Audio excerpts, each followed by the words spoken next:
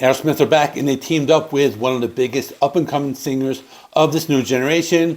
But I want to pose the question, is this a comeback for Aerosmith or is it just Cringe? The EP is called One More Time. It has 5 songs. 4 of them are new tracks. One is a re-recording slash remix. So before I get into it, let me talk about those involved. I was not very familiar with Yungblud before Ozzy Osbourne's final performance. I know he burst on the scene a few years ago and he has a big following. I became aware of who he was when I watched a few videos about his friendship with Ozzy Osbourne before his death. I remember that Ozzy said he reminded him of himself when he was young. So I know the two had a special bond. I can respect that.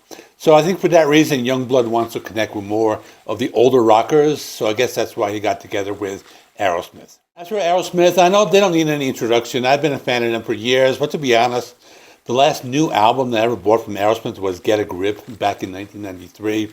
After that, I never really paid much attention to them other than the song from Armageddon, which was unescapable. How the hell do you know that? Because I'm a genius. I also thought they retired, but apparently they retired from touring due to Steven Tyler's vocal cord injury, although he sounds pretty good on the EP, but more on that later.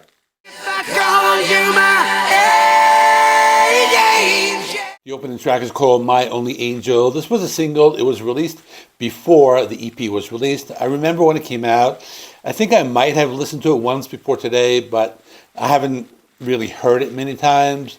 I think it's a pretty good rock song. It sounds like something Aerosmith would record maybe during their 90s period. I like the main guitar riff.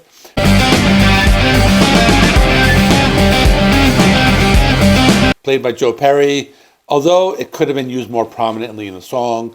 Vocals are mostly Yungblud, but you can hear Steven Tyler on the song as well.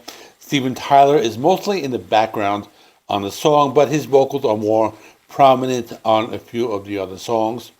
Joe Perry's guitar solo sounds as good as ever, so that was something positive about the song. Song Problems, this is another classic hard rock song.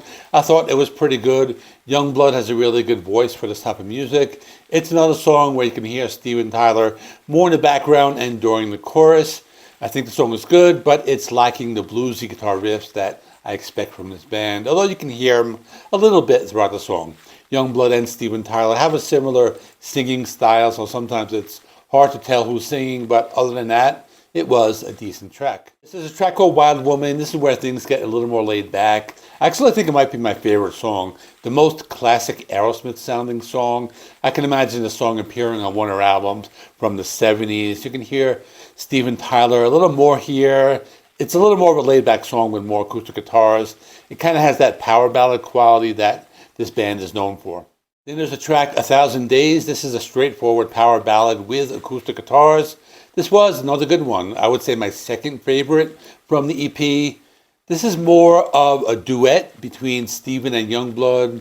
Again, I think it's because one of the songs that's a little easier on Steven's vocals.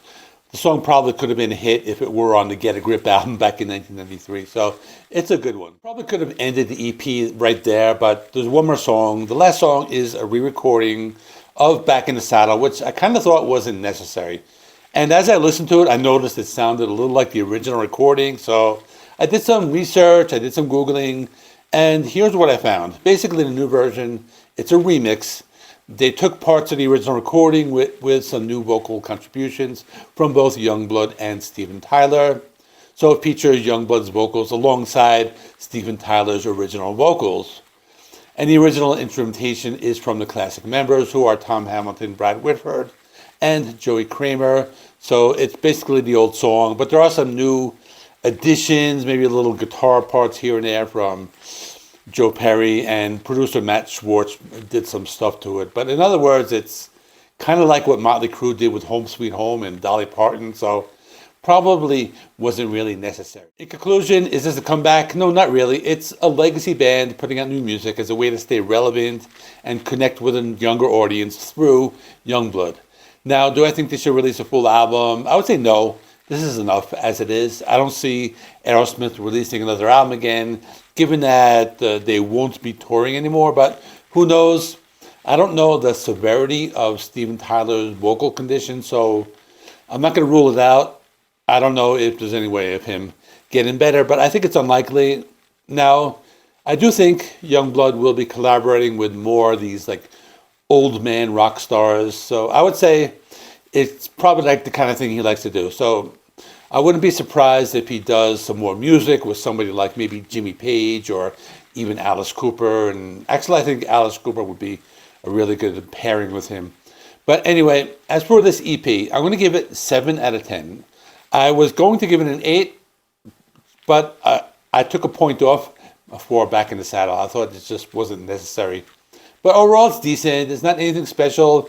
It's just good to hear some new songs from an old band that I like. And it's good that they're trying to connect with a younger audience. So check out my review of Get a Grip. I did that a few years ago for its anniversary.